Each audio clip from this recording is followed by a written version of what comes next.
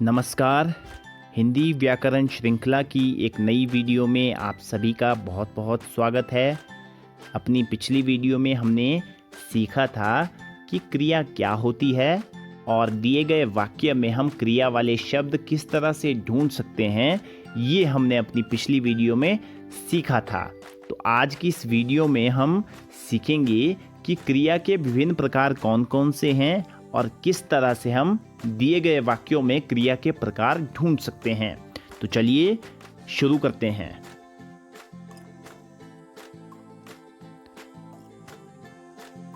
तो क्रिया के प्रकारों के बारे में चर्चा करने से पहले एक बार फिर से रिवीजन कर लेते हैं कि क्रिया क्या है।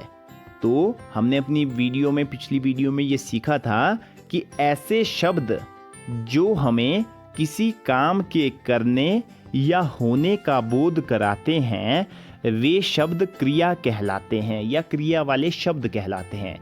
वाक्य में ऐसे शब्द जिनसे हमें ये बोध हो कि कोई काम हो रहा है, कुछ काम हो रहा है, तो ऐसे शब्दों को क्रिया वाले शब्द कहते हैं या उनको क्रिया कहते हैं। ठीक है, तो अब हम देखेंगे कि ये जो क्रिया है ये कितने प्रकार की होती है। मुख्यतः क्रिया कितने तरह की होती है।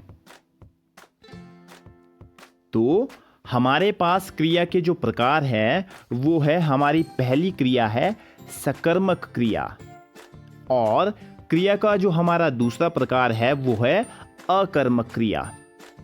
क्रिया के हमने दो प्रकार देखे। हमारा पहला प्रकार है सकर्मक क्रिया और दूसरा प्रकार है अकर्मक क्रिया। तो सबसे पहले हम ये देखेंगे कि कर्म क्या चीज होती है, क्योंकि देखिए सकर्मक और अकर्मक में ये एक शब्द आया है कर्म। अब ये कर्म के बारे में जानना बहुत इंपॉर्टेंट है, क्योंकि अगर हमने कर्म के बारे में जान लिया तो हम लोग इस दोनों की जो डेफिनेशन है वो आसानी से समझ सकते हैं। तो चलिए शुरू करते हैं। सबसे पहले हम देखेंगे कि कर्ता किसे कहते हैं।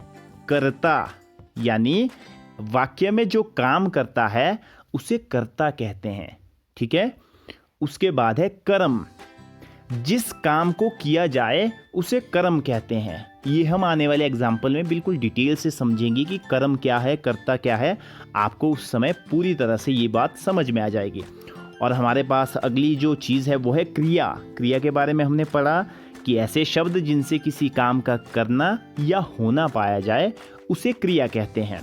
तो चलिए अब आपके सामने मैं एक टेबल दिखाता हूँ और यहाँ से हम इन तीनों चीज़ों को क्लियर करेंगे कि कर्ता क्या है, कर्म क्या है और क्रिया क्या है। देखिए हमारे पास टेबल में है क्रम संख्या, वाक्य, कर्ता, कर्म और क्रिया। ठीक है, कर्ता यानी कौन, कर्म यानी क्या, किसे, क्रिया के साथ। मैं आपको अभी डिटेल में बताऊंगा कि इन चीज़ों का मतलब क्या है। और क्रिया आप जानते हैं कि काम वाले शब्द। देखिए हमारा जो पहला वाक्य है वो है राकेश अंग्रेजी पढ़ाता है। ठीक है, अब देखिए इस वाक्य में जो नाम वाला शब्द है यानी जो काम कर रहा है वो कौन है। समझे आप मेरी बात। कौन, आपने सवाल पूछना है। जैसे मैंने आपको क्रिया वाली वीडियो में भी बताया था, आपने सवाल पूछना है कि कौन अंग्रेजी पढ़ाता है। तो कौन शब्द का जो हमें उत्तर मिलेगा वो कहाँ से मिलेगा, राकेश से। तो राकेश जो है वो क्या बन गया, कर्ता यानी काम करने वाला।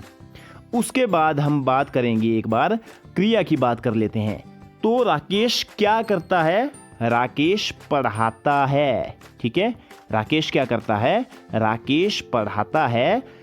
लेकिन राकेश क्या पढ़ाता है, आपने क्रिया के साथ जोड़ देना है, प्रश्न जोड़ देना है क्या या किसे। तो जैसे क्रिया है हमारे पास पढ़ाता है, तो पढ़ाता है के साथ आप जोड़ दें क्या पढ़ाता है। तो राकेश अंग्रेजी पढ़ाता है। तो ये जो अंग्रेजी है ये क्या बन गया, ये हमारा कर्म बन गया। इसको इंग्लिश में ऑब्जेक्ट भी कहते हैं। जिस पे कोई काम किया जा रहा है उसको कर्म कहते हैं, ऑब्जेक्ट कहते हैं। ठीक है, उसके बाद दूसरा हमारा वाक्य है सुरेश गीत लिखता है। तो वही हम दोबारा से प्रोसेस को रिपीट करेंगे कि कौन गीत लिखता है। तो हमारा उत्तर क्या है बच्चों, सुरेश गीत लिखता है।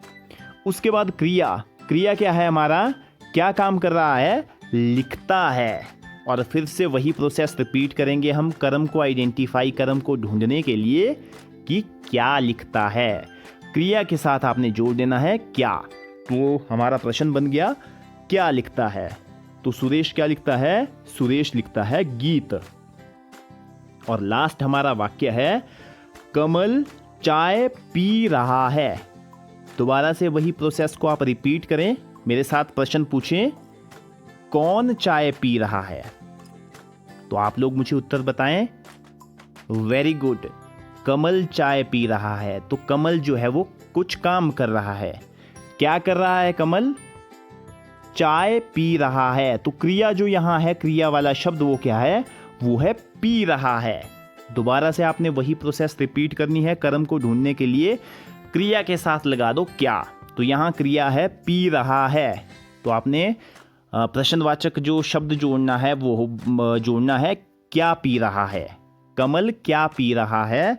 कमल चाय पी रहा है। तो ये जो चाय है ये क्या है? कर्म है, ऑब्जेक्ट है। ठीक है, अब आप लोग कर्म समझ गए। कर्म यानी ऑब्जेक्ट, जिस पे कोई काम किया जा रहा है उसे हम कर्म कहते हैं। अब हम समझते हैं कि सकर्मक क्रिया क्या है। ठीक है, तो देखिए ये जो सकर्मक है ये हमारे पास दो शब्दों से मिलकर बना है। एक हो गया स और हमारे पास दूसरा शब्द हो गया कर्मक। स का मतलब हुआ साथ और कर्मक का मतलब हुआ कर्म के। ठीक है, तो सकर्मक क्रिया क्या हुई बच्चों? ऐसी क्रिया जिसे कर्म की आवश्यकता होती है। ऐसी क्रिया जिसे कर्म की आवश्यकता होती है उसे सकर्मक क्रिया कहते हैं। या दूसरे शब्दों में हम क्या कह सकते हैं? या दूसरे शब्दों में ऐसी क्रिया जिसके साथ कर्म होता है उसे सकर्मक क्रिया कहते हैं। अब हम देखेंगे कि ऐसे वाक्य जिसमें क्रिया के साथ कर्म है, मतलब क्रिया के साथ कोई ऑब्जेक्ट जुड़ा हुआ है, वैसे वाक्यों वाली क्रिया को हम क्या कहते हैं? सकर्मक क्रिया कहते हैं। ठीक है, चलिए उदाहरण देख लेते हैं।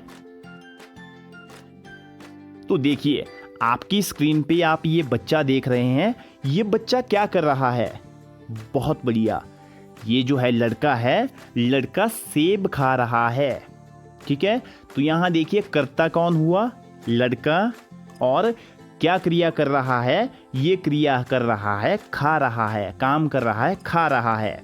अब आपने कर्म को ढूंढने के लिए जैसा मैंने आपको बताया कि क्या करना है, इस क्रिया के साथ आपने जोड़ देना है क्या। तो हमारा प्रश्न क्या बनेगा? क्या खा रहा है? तो लड़का क्या खा रहा है? वेरी गुड, लड़का जो है वो सेब खा रहा है। तो ये जो सेब है ये क्या है? ये कर्म है। ठीक है, एक और उदाहरण देख लेते हैं। ये देखिए आपकी स्क्रीन पे ये लड़की आप देख रहे हैं। ये लड़की क्या कर रही है? लड़की पुस्तक लिख रही है। ठीक है, तो इस वाक्य में क्रिया क्या है? क्रिया है लिख रही है। अब आपने क्रिया के साथ जो प्रश्न सूचक शब्द है वो जोड़ना है, वो है क्या। क्या लिख रही है लड़की? क्या लिख रही है? लड़की लिख रही है पुस्तक। तो यहाँ कर्म यानी ऑब्जेक्ट क्या चीज हो गई? पुस्तक हो गई। तो ऐसे शब्द, ठीक है, जिनके साथ क्रिया और कर्म दोनों जुड़े रहते हैं उसे सकर्मक क्रिया कहते हैं। देखिए यहाँ पर क्रिया भी है और साथ में कर्म भी है। तो ऐसे वाक्यों में क्रिया को क्या कहते हैं? सकर्मक क्रिया कहते हैं। ठीक है,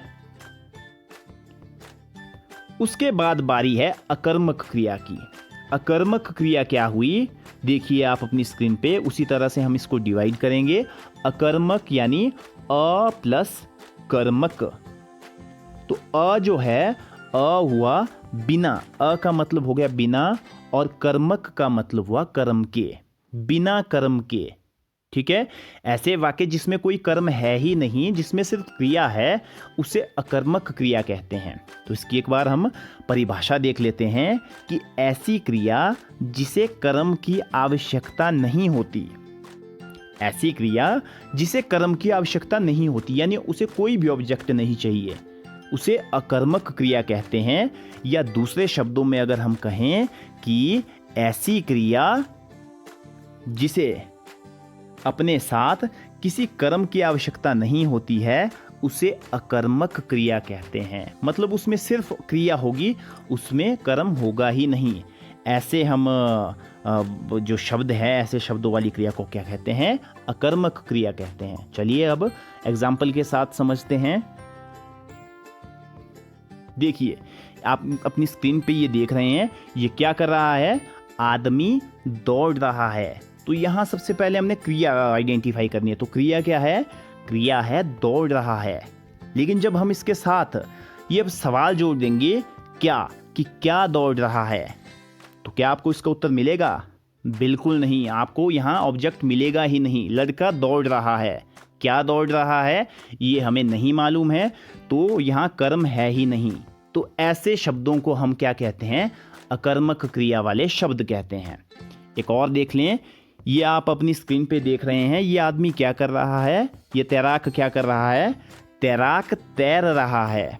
तो यहाँ क्रिया तो है, क्रिया क्या है? तैर रहा है। तैरना जो है वो क्रिया है, लेकिन क्या तैर रहा है? क्या आपको इसका जवाब मिलेगा? नहीं मिलेगा। तो इसलिए यहाँ कर्म है ही नहीं।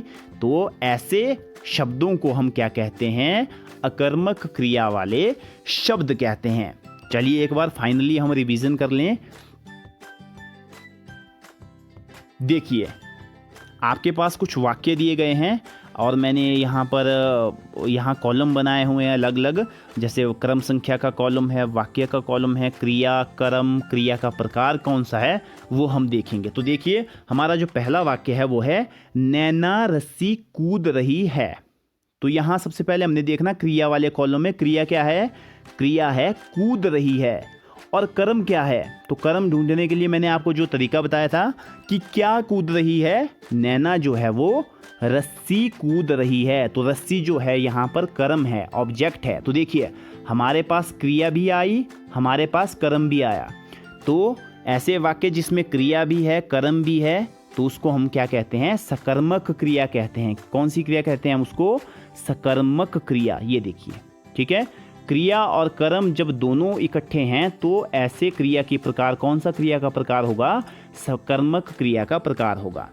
उसके बाद है देखिए, मोहन पढ़ रहा है। तो इसमें क्रिया तो पता चल रहा है हमें कि क्रिया वाला शब्द कौन सा है? पढ़ रहा है। लेकिन क्या पढ़ रहा है ये वाक्य में नहीं दिया है, यहाँ मतलब कर्म है ही नहीं। तो ऐसे शब्दों को हम क्या कहते हैं? जहाँ क्रिया है लेकिन कर्म नहीं है, अकर्मक क्रिया वाले शब्द कहते हैं। क्या कहते हैं? अकर्मक क्रिया। मतलब वाक्य में अकर्मक क्रिया है, सकर्मक नहीं है, मतलब वहाँ कर्म नहीं है। उसके बाद हमारा अगला जो वाक्य है वो है विवेक क्रिकेट खेल रहा है। तो देखिए, क्रिया क्या है? खेल रहा है। क्या खेल रहा है? क्रिकेट खेल रहा है। तो यहाँ देखिए, क्रिया भी है और कर्म भी है, दोनों हैं। जब क्रिया और कर्म दोनों हैं तो क्रिया का कौन सा प्रकार है? ये है क्रिया का सकर्मक क्रिया है। उसके बाद हमारा अगला है देखिए, वह सो रहा है। तो यहाँ क्रिया क्या है? सो रहा है। सोना जो है वो क्रिया है। क्या सो रहा है ये वाक्य में नहीं दिया गया है, इसका उत्तर नहीं मिल रहा है। तो कर्म यहाँ नहीं है, क्रॉस का निशान लगाया हुआ है। तो ये क्रिया का कौन सा प्रकार है? ये है अकर्मक क्रिया। और अंत में हमारे पास है राधा नाच रही है। ठीक है, तो यहाँ जो क्रिया है वो क्या है? नाच रही है। नाचना जो है वो क्रिया है, लेकिन क्या नाच रही है ये उत्तर हमें नहीं मिल रहा है, यानी कर्म यहाँ नहीं है दोबारा से। तो जहाँ कर्म नहीं है वो कौन सी क्रिया का प्रकार होता है? वो होता है अकर्मक। ठीक है, तो इस तरह से हमने आज की वीडियो में सीखा कि सकर्मक क्रिया क्या होती है, अकर्मक क्रिया क्या होती है। और अगर हमें वाक्य में कहा जाए कि सकर्मक क्रिया ढूंढे या अकर्मक क्रिया ढूंढे, तो उसको ढूंढने का सिंपल फंडा ये है, अगर देखिए वाक्य में कर्म और क्रिया दोनों मौजूद है तो वो तो होगी सकर्मक क्रिया। और जहाँ जहाँ क्रिया है लेकिन कर्म नहीं है, वहाँ हमारे पास क्रिया का कौन सा प्रकार है? वहाँ हमारे पास अकर्मक क्रिया है। इस तरह से हम बिल्कुल आसानी से वाक्यों में कौन सी क्रिया छुपी हुई है ये हम पता कर सकते हैं। तो इस तरह से हमारी ये वीडियो यहीं समाप्त होती है। हिंदी व्याकरण श्रृंखला की अन्य वीडियोस देखने के लिए आप मेरे YouTube चैनल पर जाकर वहाँ प्लेलिस्ट में जाकर इस सीरीज़ के अन्य वीडियोस भी देख सकते हैं। मुझे उम्मीद है वो वीडियो भी आपको काफ़ी हेल्पफुल लगेंगी। आपका इस वीडियो को देखने के लिए बहुत बहुत धन्यवाद, बहुत बहुत आभार। जय हिंद, जय हिमाचल।